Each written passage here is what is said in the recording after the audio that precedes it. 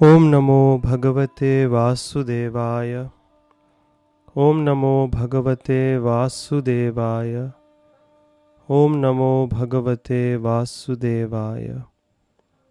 Reading from the Bhagavad Gita, Chapter 11, The Universal Form, text number 15 onwards.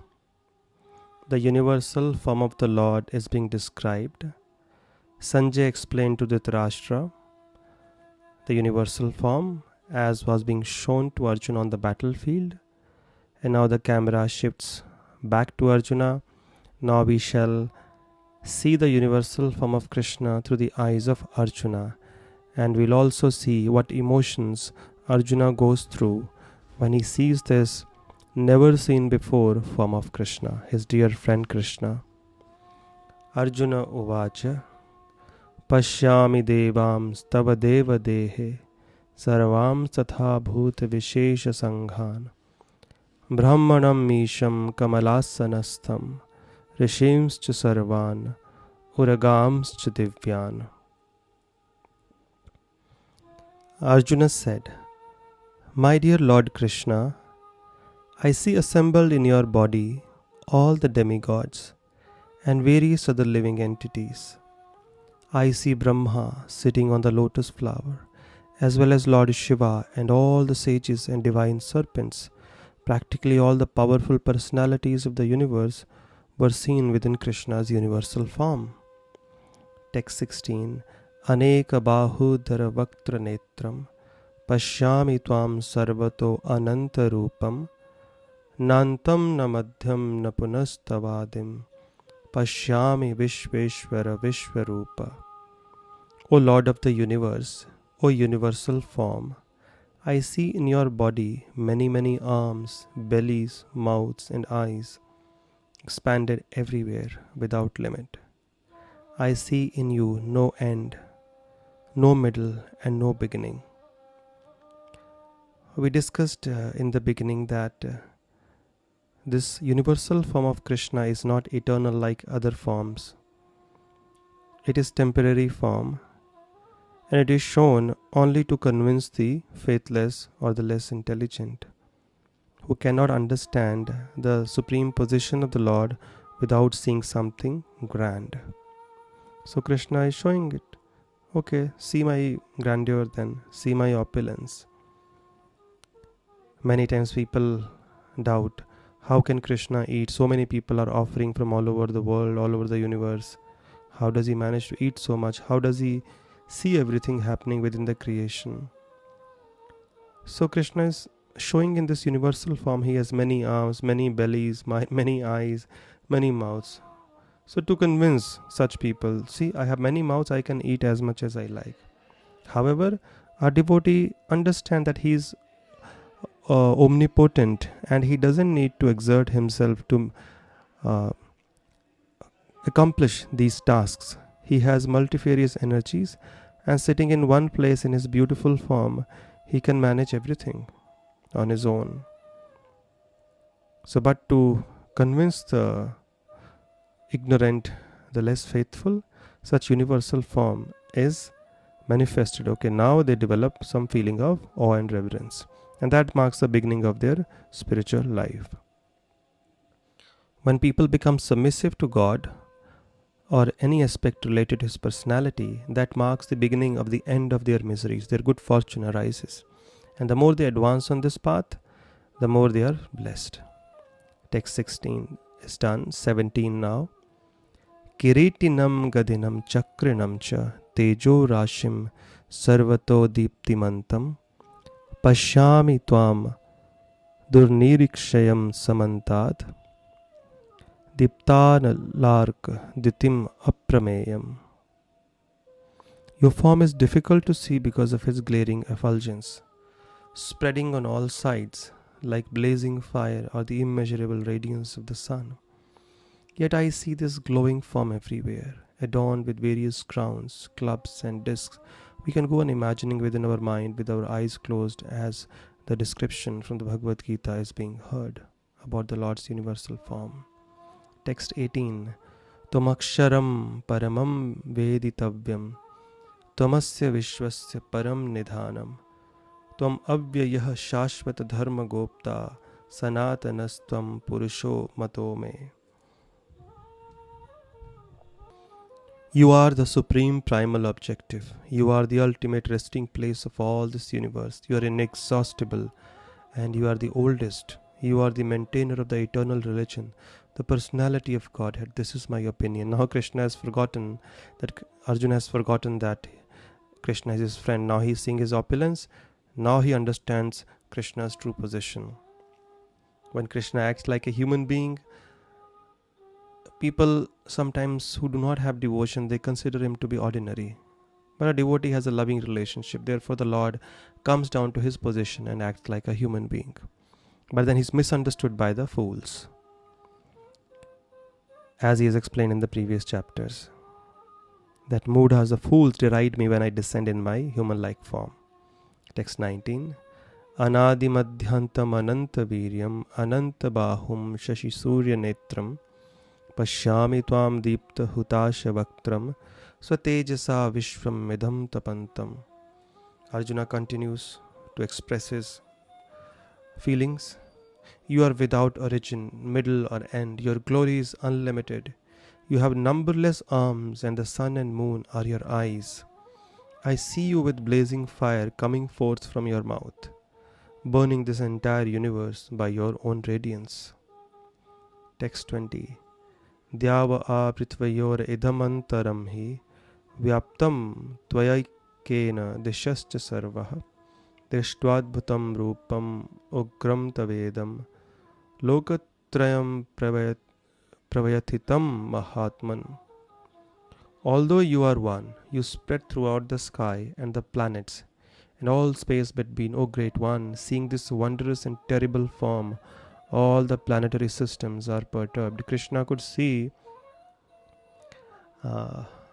Arjuna could see the universal form, and it seems from this verse that many other people in the higher planetary systems were also able to witness this gigantic form, and Arjuna is seeing that they are getting scared. It was scary.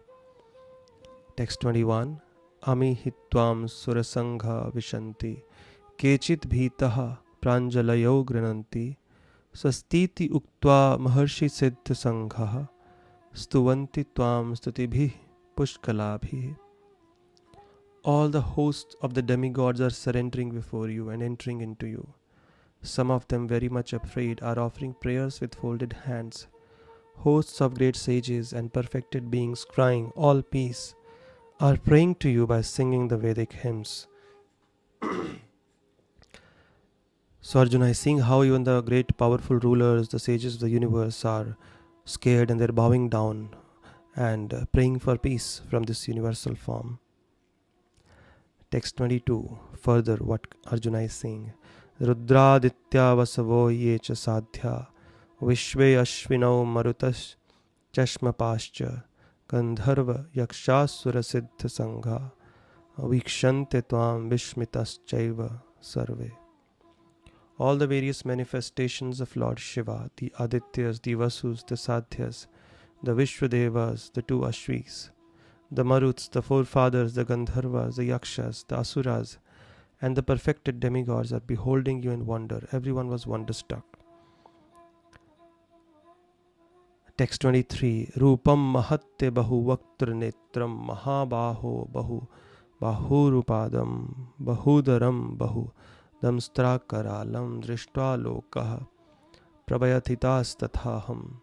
O mighty armed one, all the planets with their demigods are disturbed at seeing your great form with its many faces, eyes, arms, thighs, legs, and bellies, and your many terrible teeth. And as they are disturbed, so am I. So Arjuna is now revealing his heart. He's seeing everyone is perturbed, everyone is scared, and now he says, Krishna, even I am scared seeing this terrible form of yours. Because he could see many arms, many legs, and so many warriors were entering into his mouth, getting crushed between his teeth. Fire was coming out from somewhere. All the powerful rulers are bowing down in front of this universal form. So Arjuna is now perturbed because he had never seen something like this in connection with Krishna. Text 24. Nabha sparsham deeptam manekavaranam vyattananam deepta vashala netram drishtva hi tvam pravatitantaratma dhritim na vindami shamam cha Vishnu. O all-pervading Vishnu, seeing you with your many radiant colors, touching the sky, your gaping mouths, and your great glowing eyes, my mind is perturbed by fear. I can no longer maintain my steadiness or equilibrium of mind. Arjuna is quite disturbed. Text 25. Damstra karalani chate mukhani drishtva kala nalasannibhani disho na jane na labhecha sharma prasid devesha jagannivasa. O Lord of Lords, O refuge of the worlds, please be gracious to me. I cannot keep my balance seeing thus your blazing death-like faces and awful teeth. In all directions I am bewildered. And now, why is Arjuna bewildered? He is explaining now. He is saying, Amicha tvam dharta rashtrasya putraha sarve saheva vanipala sanghe bhishmo dronah suta putras tatha sau sahasma diyer api yodha mukhye vaktrani te tvaramana vishanti damstra karalani bhayanakani kechit vilagna dashanantareshu sandrishyante charnitair uttamangehe. All the sons of Dhritarashtra, along with their allied kings and Bhishma, Drona, Karna, and our chief soldiers also are rushing into your fearful mouths. And some I see trapped with heads smashed between your teeth. These were own people of Arjuna, his own family, getting crushed between Krishna's teeth. Text 28. Yatha nadinam bahavo ambuvekaha samudram evabhimukha dravanti tatha tavami naralokavira vishanti vaktrani abhivijvalanti. As the many waves of the rivers flow into the ocean, so do all these great warriors enter into your blazing mouths. Yatha pradiptam jvalanam patanga vishanti nashaya samriddha vegaha tatheva nashaya vishanti lokas tavapi vaktrani samriddha vegaha. I see all people rushing full speed into your mouths, as moths dash to destruction in a blazing fire. So, in essence, Arjuna was being shown the future as to who all would be finished in this great battle, which Krishna will reveal in the next few verses.